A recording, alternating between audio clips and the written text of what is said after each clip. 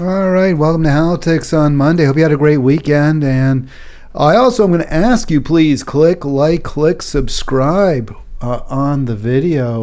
Let me see if we can get rid of that. Why am I hearing? That is very frustrating indeed that I'm hearing two audios in my ear. Let me see if there's, I think I know what the problem is. All right, there we go. So I don't think you heard that. I'm the only one who did. Yeah, I called this Jump the Shark, right? RFK Jr. jumps the shark, and I'm not thrilled about it. I mean, it's not like I'm glad that he made an incredibly stupid comment that I hope should derail his campaign. I'm not really happy about that because it's not as though the alternative Democrats are any better. I probably still would put him right there, a notch. I guess Biden would be a notch below him, but I always thought RFK was slightly less bad than Marianne, but now I can't say that. I mean, the comment he made about the targeting of the COVID virus just reflects such, I mean, I don't even know what to say. I mean, he's delusional. He's clearly in his own world. And I'm not going to call him anti-Semitic. I'm not going to say he's a xenophobe or an Asian phobe or whatever the word is, to claim that the virus is less virulent when it comes to Jewish people and Chinese, or that it targeted Caucasians. That's his word, Caucasians and blacks. It just doesn't comport with the evidence. I mean, he just simply ignores really important data. And I really, I'm not going to say, oh, this guy hates, like I said, I don't know what his motives are. I don't have reason to think that he was basing his statements on some kind of deep-seated antipathy towards particular groups. I think he is what many people are in our society. He is a contrarian. He simply reacts to what the quote establishment or elites are saying. And I get why people do that. The establishment, the elites are in it for themselves. There's a great piece, you should read it. If you haven't yet, I posted it in Halitics at Facebook from The Intercept, pointing out how we've just seen this massive influx or massive upsurge of wealth and power from the working and middle classes to the top 0.1%. And that, in fact, the next battle, the next class war is going to be between the 0.1% and I guess the top 5%, right? The billionaire class versus those below them who are way, way below them in terms of absolute wealth, but way above the proletariat, the working class, the middle, the formerly middle class and the poor. So people who have elite type jobs, whether they're in the tech, engineers, successful lawyers, doctors who are making good living, professors, they're all seeing their, or I should say we, I suppose, are all seeing our relatively privileged status being eroded by the 0.01%. And this is a great article by, I don't know who, by somebody in Intercept, but you need to read it because that's really what's going on right now. And it's happening right now. I mean, yes, if you're a corporate lawyer who can enrich your clients to an even greater degree, sure, you'll be rewarded for that. If you're a surgeon who saves the lives of the billionaire class because of your work in cancer and heart disease, or you're a great plastic surgeon, sure, they'll reward you well. But in general, we're seeing, for example, when it comes to medicine, the private equity domination now of clinics and hospitals is resulting in harder and harder work conditions, even for doctors. And fewer doctors, too. More work being put on physicians' assistants and more pressure on them and nurses as well. So what we're seeing is an all-out effort by the billionaire class to recover just about all wealth, to take control of just about everything in society. And the point of the article is that only if the technocrats, only if the those who serve the elites at they're kind of elite servers, right? Not the people who even who pave their driveways, but the people who handle their legal affairs and repair their computers and create their computers. Even they are going to see their status crumble unless we align with poor, struggling, and working people. And it's an all-out war against those who serve the interests of the billionaire elite. So that's what we have to do. I mean, that's just that simple. I would like to see a Democrat challenge Biden making these very points and say to Biden, yeah, everything you've done isn't wrong, but most of it is. We have to do everything we can right now to ensure that everyone has enough and no one has too much. The future of the planet is at stake. And I would like it if that was Bobby Kennedy's position, but it just isn't. The guy's kind of delusional. So, not kind of, is. So what we have to do is we have to unite behind the one progressive running. We have to, and we have to do it now, and that's Dr. Cornel West. I will play this video, I promise, for you, but it's really important we understand why we have to do this. I saw a comment on Facebook from somebody who said, listen, why are you talking about Bobby? Right? Why are you talking about Dr. West? He's not running in the Democratic primary. We need to talk about the Democratic primary. We can worry about the third-party candidate next summer. Right now, let's see what we can do to maybe get a more progressive candidate in the Democratic primary. So the answer is there's no progressive running. There's nobody who's truly on the side of poor, struggling, working people at this point. And the Democratic Party is where good people become bad people. I mean, I'm not convinced that AOC was always a hustler and a shill. I'm really not. I do think that there's some, really good policy on some issues emanating from the offices of Cori Bush, for example, and Rashida Tlaib. They are not. I do think Pramila Jayapal in her heart of hearts wants us to get Medicare for all. So I'm not saying these people are necessarily bad, but they become corrupt, even perhaps against their own knowledge. They're subconsciously captive to the corporate democratic machine. They're part of the duopoly now. They're controlled opposition. So we must now turn against the Democrat Party. I mean, we must reject all of their blandishments for money, because there's no one challenging the elites, the establishment in that party. And the solutions that RFK Jr. propose are just,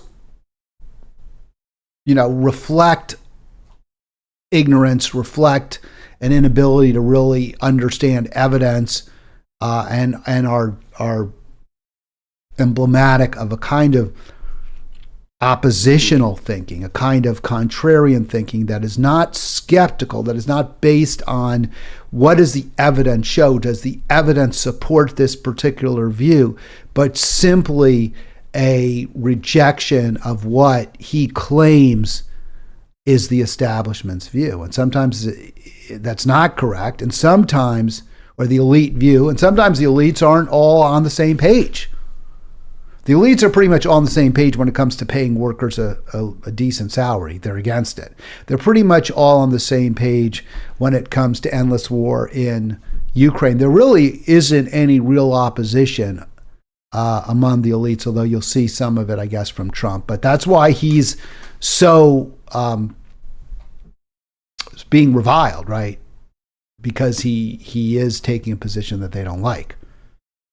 When it comes to economic justice issues, it's very Medicare for all. The richest and most powerful Americans just simply don't want us to have health care without having to pay a tremendous amount. Sometimes having to pay for through the amputation of our limbs. There's an article in the New York Times over the weekend about how about the explosion in procedures that are designed to clear plaque out of your arteries in your legs, which is an issue for overweight people, but is hardly a life-threatening one, or even usually one that causes real issues, real problems. But because Medicare is now paying for this procedure, doctors are clearing out, putting metal wires in people's arteries, and often causing permanent damage to their limbs, requiring them to be amputated for surgeries that are not appropriate, not necessary, not essential in any way. So this kind of massive wealth injustice and economic and income injustice is actually costing people their limbs right now in the United States. There's not a Democrat talking about this. RFK Jr. is kind of, he's off in la-la land when it comes, because of his anti-vax position. So I'm going to play the clip that, I actually kind of anticipate, or I'm looking forward to hearing what Jimmy Dore, if anything, says about this. My son found a tweet over the weekend. I wish I had gotten him to screenshot it, where apparently Dore criticized those who are taking on RFK Jr. for his statements a few days ago. But there's really no way to spin them, except I don't see. If you disagree, please call 240-283. Sorry, is that the wrong number? That's my home number. So 363-7190. You can see it's right on the screen. Always put it on the screen. 240-363-7190. That's what I need you to call if you disagree with me, or if you agree with me about RFK Jr. The reason, though, again, I bring this up is because it's not to tear down RFK Jr. because he's running against Biden. I still think he's probably less bad than Biden. Probably Marianne Williamson is less bad than Biden, although she does support the Ukraine war. But we got to put away these childish things. We've got to find something better. We've got to find something good. It's not better. The Democratic Party is not good. The Democratic Party is part and parcel of the end times in which we live. We have to find something better. The only thing better out there is Dr. Cornel West. Here's RFK Jr. I'm not sure where he said this. This is interesting. It was at some bar in New York City. I don't know what kind of event it was. He's a kook. And we need to talk about bioweapons. I know a lot now about bioweapons because I've been doing it. All right, I'm going to stop it for just a sec because I want to get this video so you can see the all the closed captions, right? Because it may be a little hard to understand, and you're seeing my head right now. So I want to just make sure you can see what RFK Jr. is saying here throughout, and the exact words are important. So let's see if we can get this. Here we go. Start it again. Look, I need to talk about bioweapons. I know a lot now about bioweapons because I've been doing a book on it for the past 2.5 years, and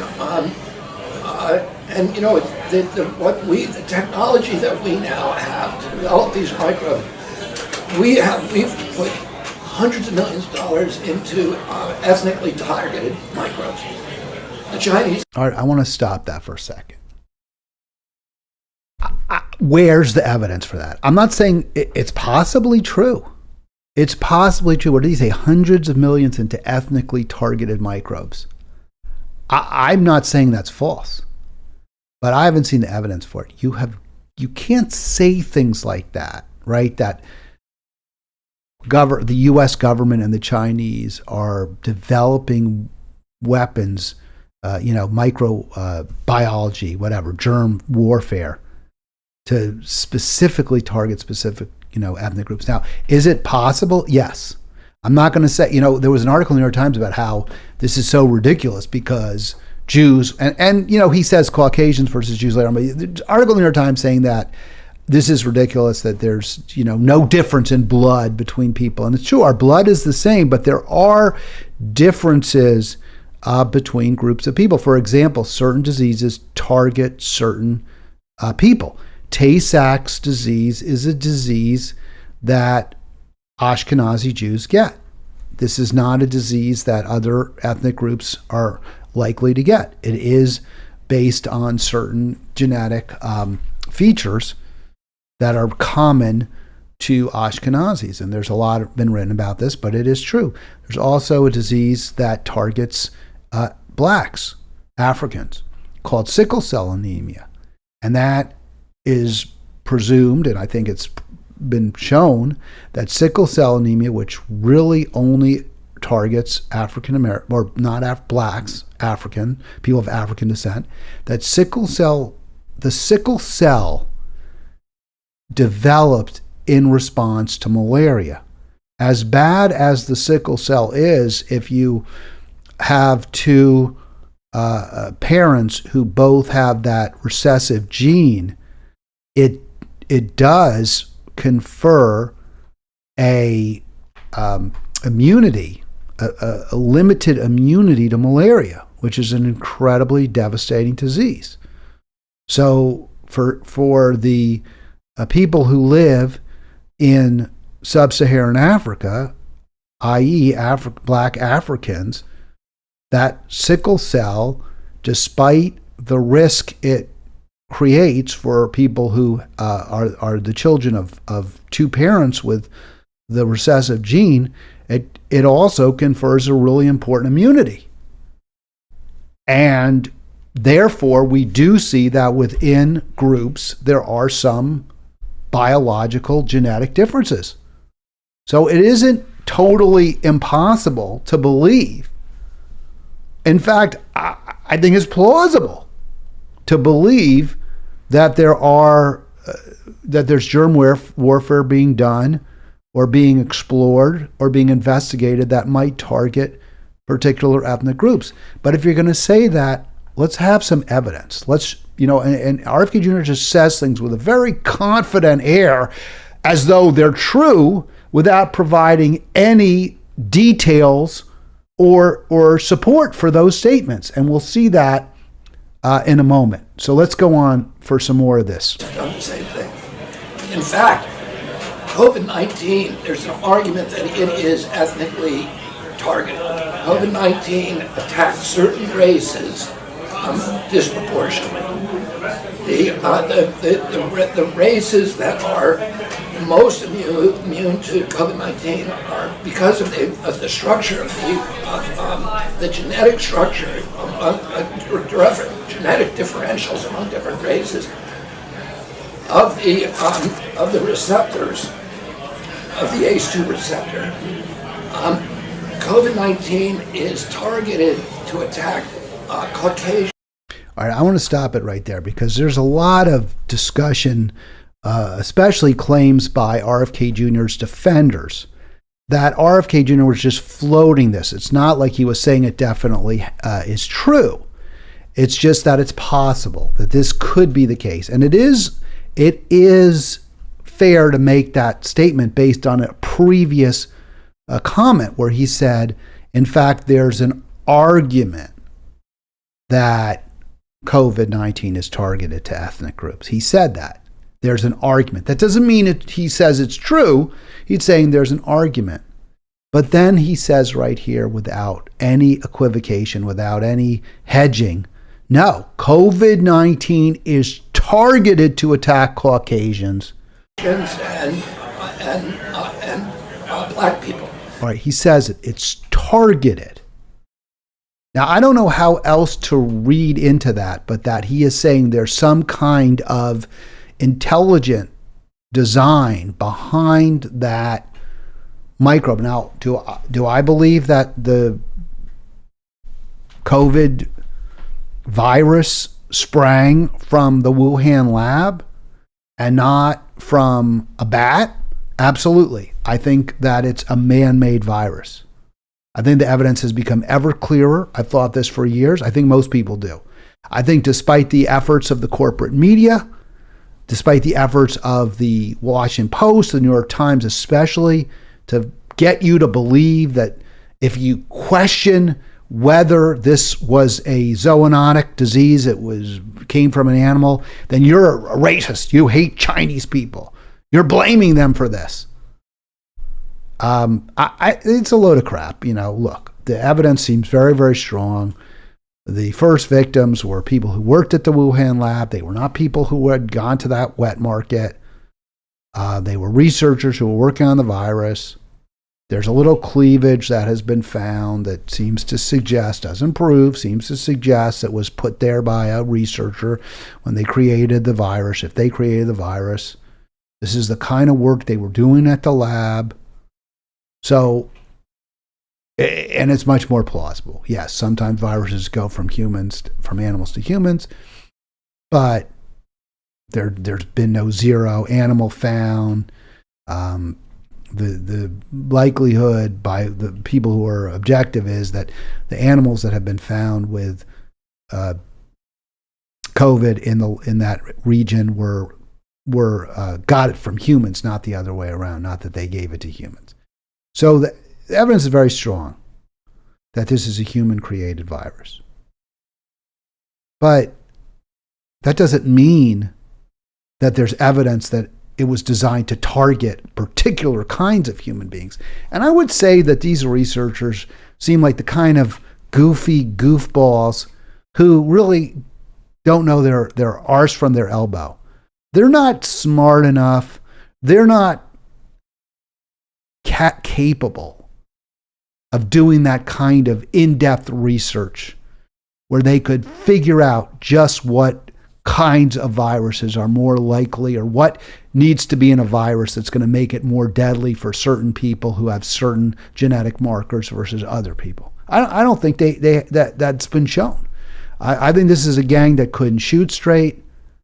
They couldn't keep a lab, couldn't keep the doors on the lab shut. So this is just very, very implausible. And again, if you're going to say something this controversial, whatever the term is, you're going to throw a bomb like this out there. Have your paper ready. Have your details ready. Have your evidence. And the evidence goes just the other way, as we'll see in a moment. The people who are most immune are Ashkenazi Jews and Chinese. And now he just states this like it's true. And again, I want to know where the data is, RFK Jr. So he's not going to provide it, right? He's not going to provide it. So let's just look at that data. So what did RFK Jr. say? He said there are two statements we can examine whether they're accurate. One is that the virus targeted Caucasians and black people.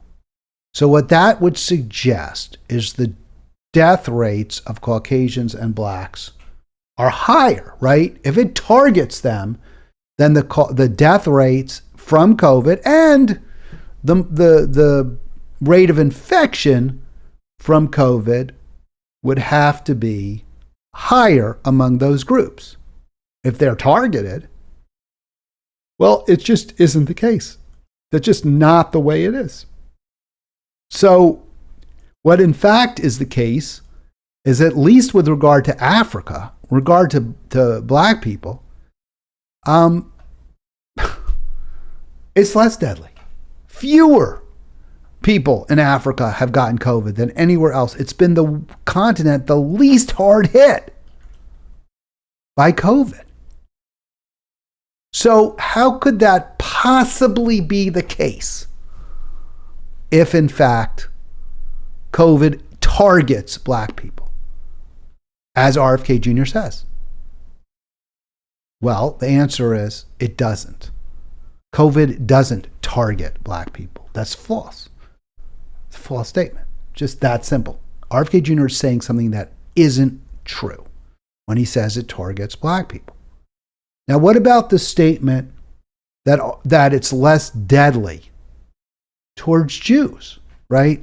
That somehow Jews have a kind of immunity from COVID.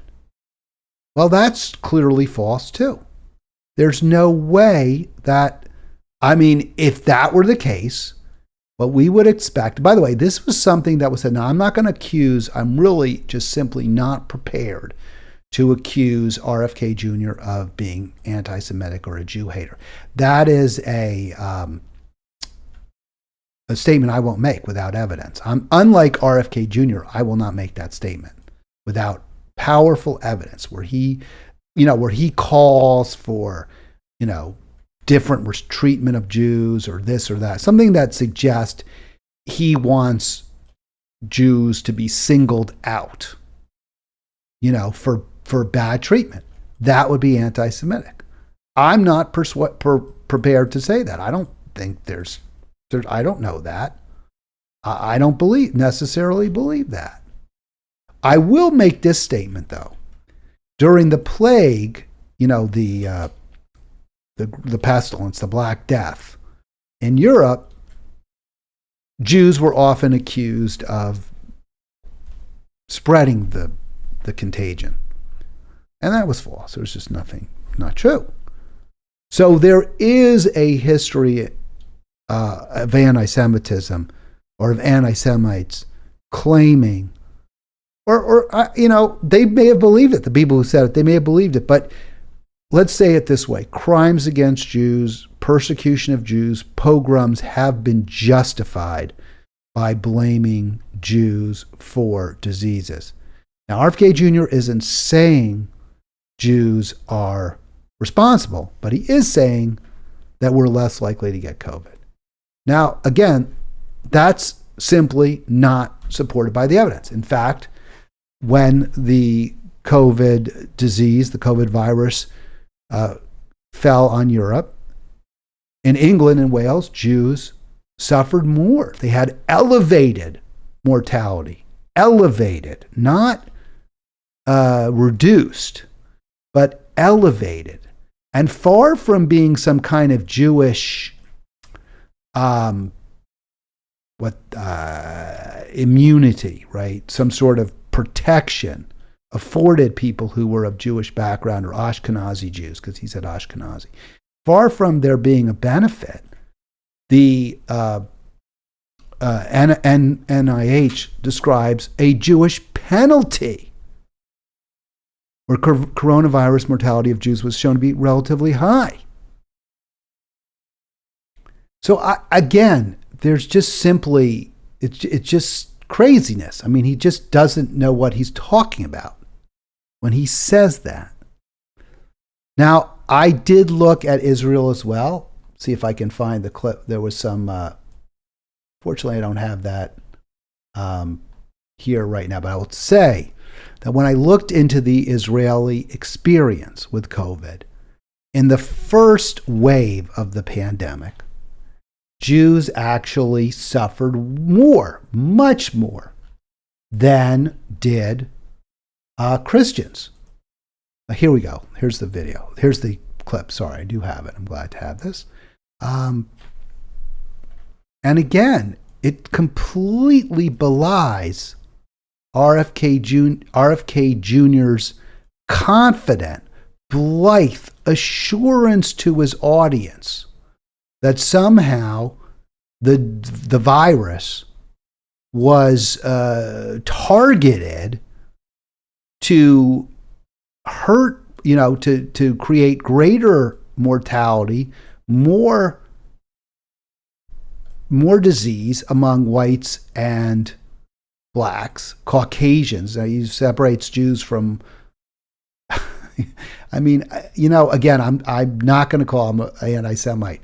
But man, it's a little weird, right? I always thought I'm Jewish. I always thought I was considered a Caucasian, but I guess not in RFK Jr.'s world, because he says that Caucasians are more likely to get it and Jews aren't.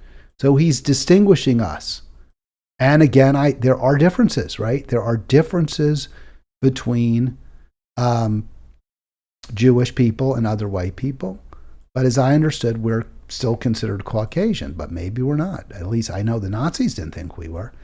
And I'm not, again, accusing him. But I can understand why people would be very offended and find RFK Jr.'s remarks to be anti-Semitic. I don't. But I can see why people would.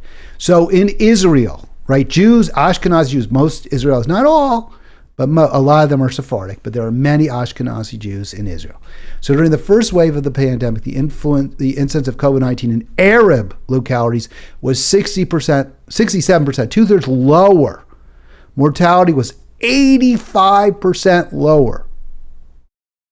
So you were 2/3 more likely to get COVID if you were Jewish in Israel during the first wave than if you were Arab.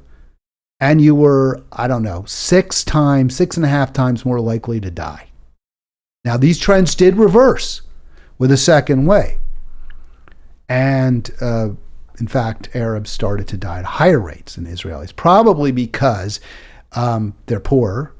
They have less medical treatment. They have less access to care. And also, so they were, more susceptible to infections that could kill you, even if the COVID itself didn't, in the first. And also, I don't know what the rates of vaccination were, but the evidence is pretty strong. It's not conclusive. I know there's a lot of people on media, want to say that the vaccines didn't do anything, but it seems clear they did something, although they were over hyped. Just compare what we're reading here. In the UK and Israel, Jews died at disproportionately high rates compared to other groups. And this is as a result of a pandemic which RFK Jr. said was targeted to avoid Jews. Now, there was a change, right? So probably because of the increased vaccination rates among Jews versus Arabs, and also they're just richer, is my guess. But there are a lot of factors we don't really know. We don't really know the whole etiology of the disease or who gets it and why and how they get sick. But I will say that if you make the argument, which I don't think is utterly absurd, by the way, that there were, the disease changed over time, right? We do know it did, right? There's COVID A, B, C, different variants, right? So the initial variant had certain characteristics, and then the second, third variants, whatever, Omicron variant, COVID. I don't even remember. What are they? COVID A, COVID B. I can't remember. Was that how they worked? That those variants, as there was mutations, may have attacked different people or people with different types of vulnerabilities. But if that disease was originally created to target certain groups, then they would have been the victims in the first wave. They would have suffered more in the first wave when the virus was in its purest form, the one that just came out of the lab. And in fact, it's just the opposite. When the virus first came out of the lab, blacks and Jews had the opposite responses to it than what RFK Jr. predicted or said would happen. Jews were more likely to be victims, despite under RFK Jr.'s theory, Jews were supposed to be immune, and blacks were less likely to die or get sick, despite the fact that RFK Jr. said they were targeted. And those Caucasians, those British Christians, were actually less likely to die. Now, I'm not going to talk about the Chinese because the evidence from China is just not good. We just don't know. The country is very opaque. They have not published, their published death rates are suspiciously low. There's some anecdotal evidence that the death rates in China were higher than the Chinese government said. And if the death rates were lower in China, it may be because they took very, very aggressive quarantining and enforced them, quarantining positions very, very early and enforced them. So we really don't know about China. But to the extent we can judge, we can review, we can consider the accuracy of what RFK Jr. says, it's clearly BS. He's wrong. He's very, very wrong on this. He is not a serious person. And, I am not saying this because he has demonstrated a strong opposition towards vaccines in general. I understand that. I think it reflects that contrarian streak in him. But I don't view that streak as pro-worker. I don't view that streak as something, as a quality that will result in better life for poor, struggling, and working people, which is what we must fight for. So we have no choice. We have no choice but to abandon the Democratic Party. I want to get to Ukraine, but I do want to play, if I can. Let's see. I have a clip of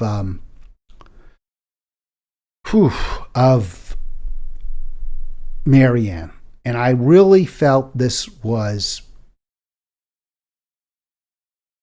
It just rankles me. It just so rankles me that, there's this idea that she somehow is on this, she's not a challenge to the Democratic elites. That is not who she is. She has demonstrated that she's not prepared to take on the Democratic power. And I don't, again, what?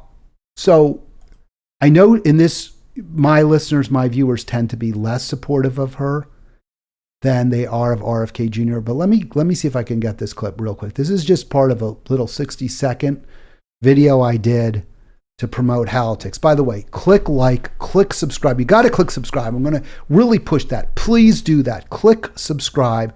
Let me see if I can get my video here of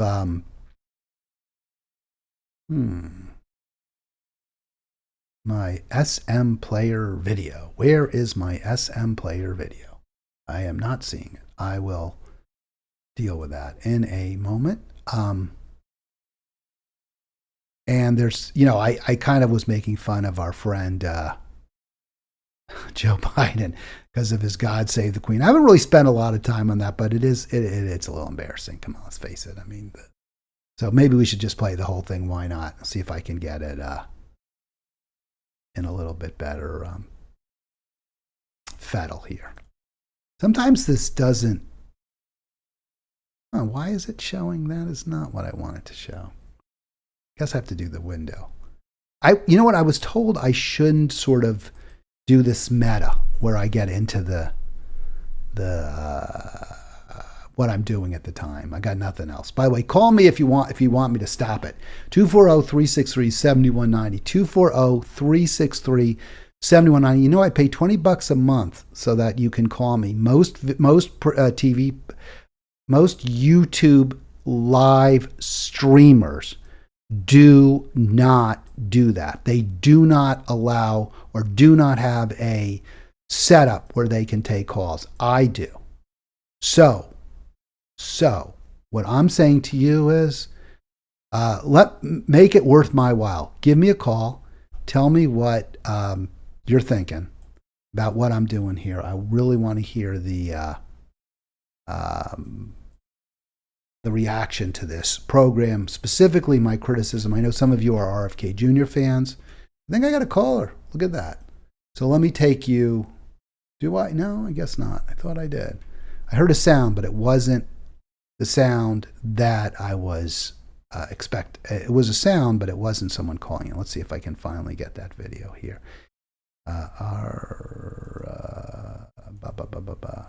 Here we go. Let's see if this works. So now, here we go. So strange. I'm in so much trouble with this video. If I can transform it and get it all to work the way it's supposed to.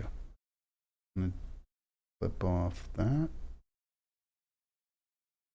Well, it doesn't want to work for some reason, which is frustrating as all get out. No. So, let's get rid of that.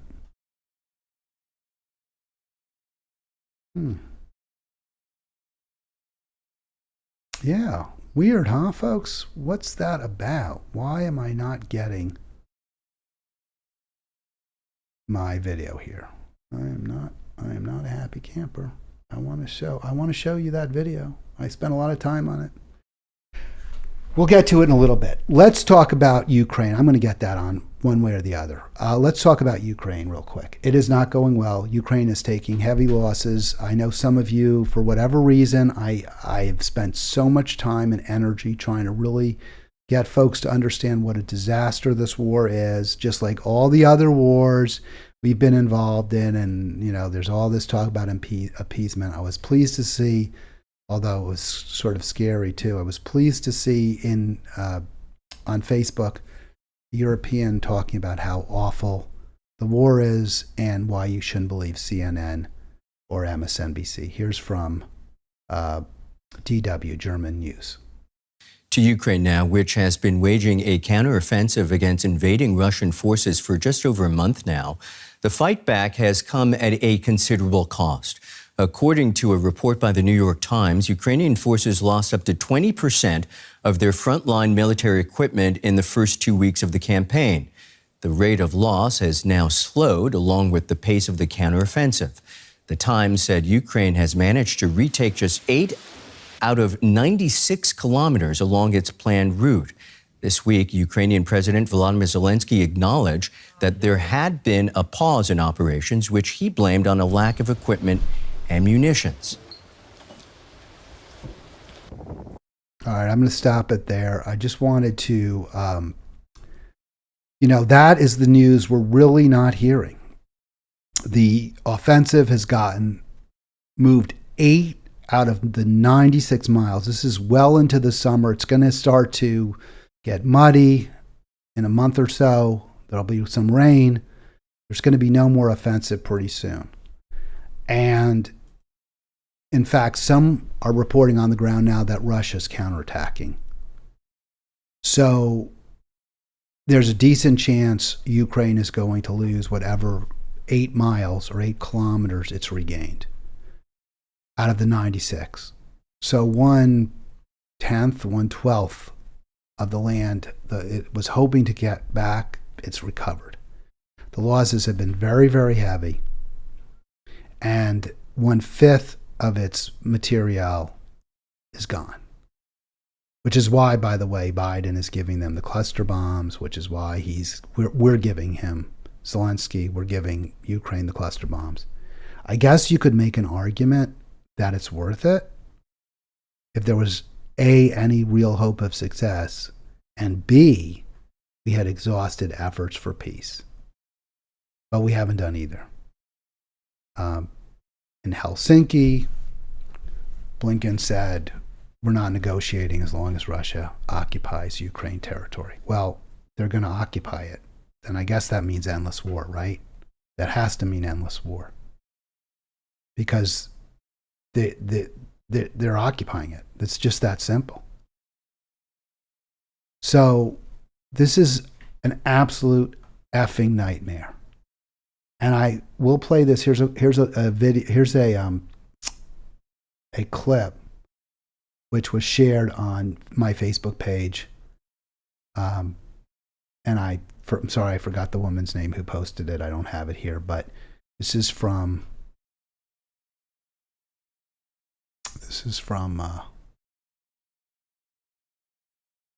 What the Media Hides. And I'm going to play a little bit of this clip. It's just so depressing, it's hard to really watch this, but we might as well see it. So there's the ominous music in the background.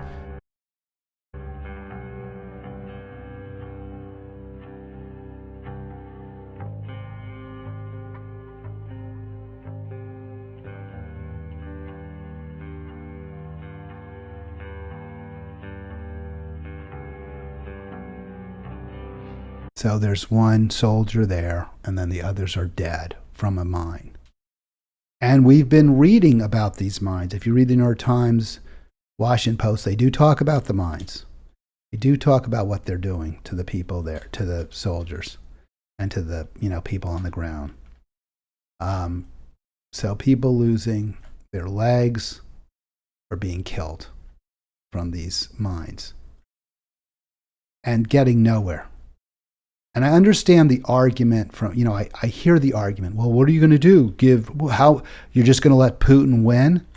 It becomes about personality, right? It doesn't become about what's best for the people who live there. It's not an argument over how do we stop the slaughter. It just becomes, well, you got to show Putin. You got to do this. You got to do that. The reality is that Russia's occupied a lot of Ukraine. Not all of it, not half of it, not a quarter of it, but a significant amount of land in Eastern Europe, Ukraine has now been occupied by Russia. And they're not giving it back. And the only way to stop the slaughter is through a ceasefire and negotiations.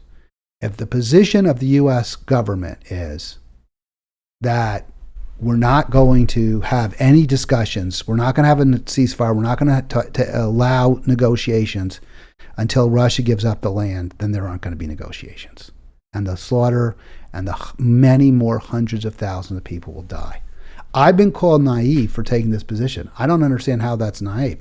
I think the naivete is when you say, okay, it's worth it. Somehow it's worth all these lives being lost because we're going to put a free and democratic government, or there will be a free and democratic government in Ukraine where people will be happy and prosperous. That is simply not the reality of the West today.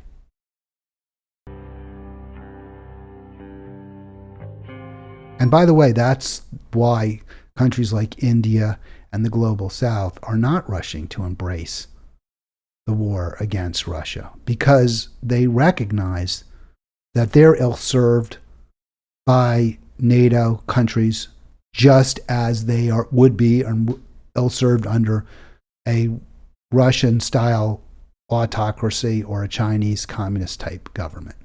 They realize nobody's their friend, nobody's their ally, so they might as well just stay the hell out of it.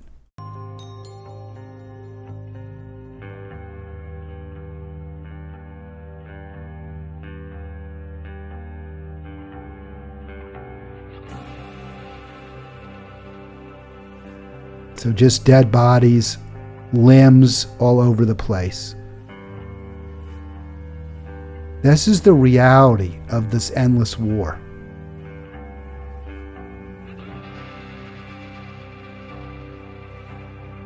And the naivete is on the side of those who think that this is somehow okay, this is somehow justified, that in the end, everything is going to be great for Ukraine, that if we just keep going.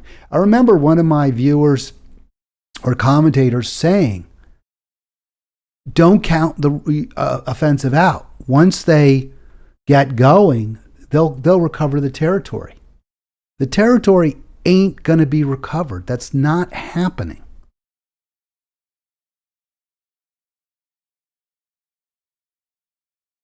All right, let's see if we can, one more time. I want to see if I can get a video here for you. All right, there we go. Believe. See if this works.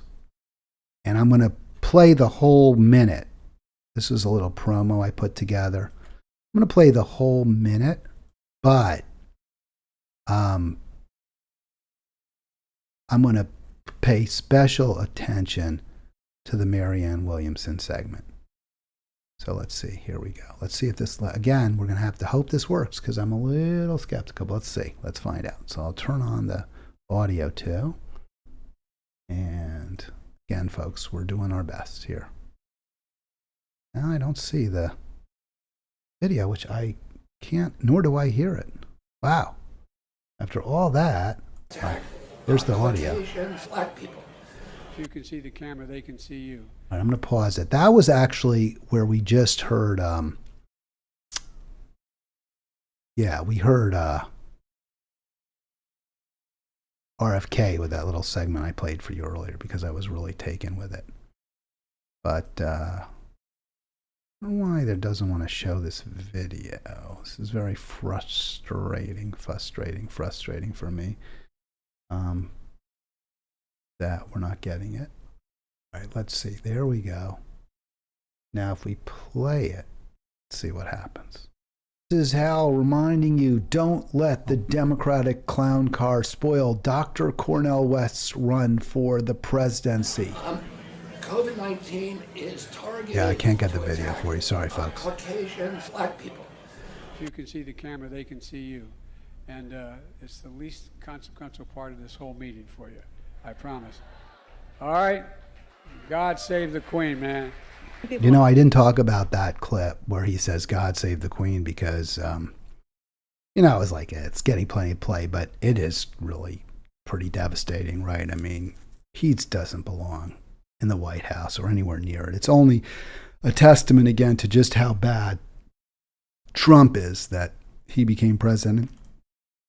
Bernie would have been a much, much better option. I'm not saying he would have been perfect, but he would have been a much better option than anyone else. And if he were running on the Democratic primary, I'd support him. I don't think Dr. West would be running, but maybe he would. Maybe he would. I don't know. All right, here's Williamson. I, for the life of me, cannot understand why. I mean, I can see this video. I don't. Maybe it doesn't like my MP4. It's the only thing I can think of. Here she goes. On the far left honestly believe, those who want to cut the funding specifically for Ukraine, feel that this is just a continuation of the same old war machine, basically imperialistic activity. Yes, we do. That's exactly what we believe. We think this is the same old. By the way, I did a lot of editing to that. There were a lot of pausing and hems and haws. I didn't take out any words, but she's stammers. She has trouble with her speaking as well, as does RFK Jr. For what that's worth, not much, but something. I believe that the imperialism, Russia and Putin, that's the imperialism. So she says the imperialism she's worried about is a Putin and imperial Russia. I don't understand that. And neither, by the way, does Brianna Joy Gray. She says, why is that? There's no answer. It doesn't make sense. The danger we face in America today and in the world today is from the hegemon, which is the United States. We have to fight back against the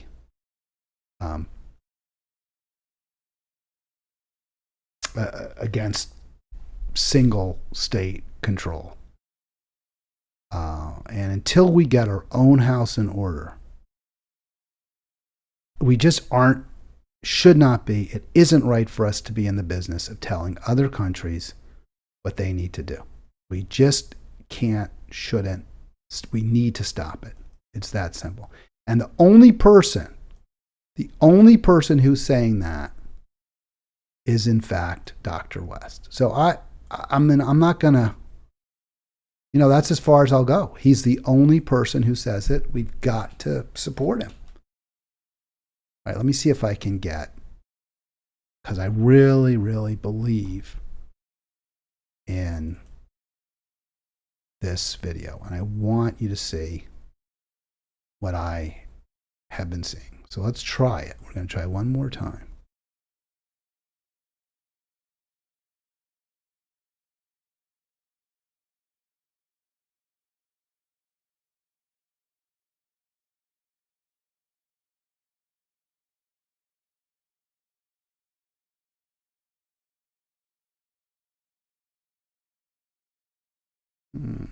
Just can't get this sucker to work. I don't know what is going on here.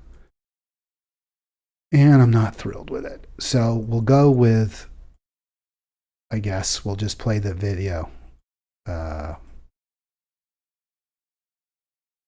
without the man. All right, let's listen to Dr. West and we'll call it a day. Military interests, military industrial complex, Wall Street, Silicon Valley, big tech. They're at the center of the Democratic Party. Vote for him. Yeah, vote for Dr. West. He's the man. He's the one. And let's make it, let's have a groundswell. We need a movement. We want peace. We want freedom. If we want to save our planet, I don't see any other answer. Have a great afternoon. Or I guess morning if you're on the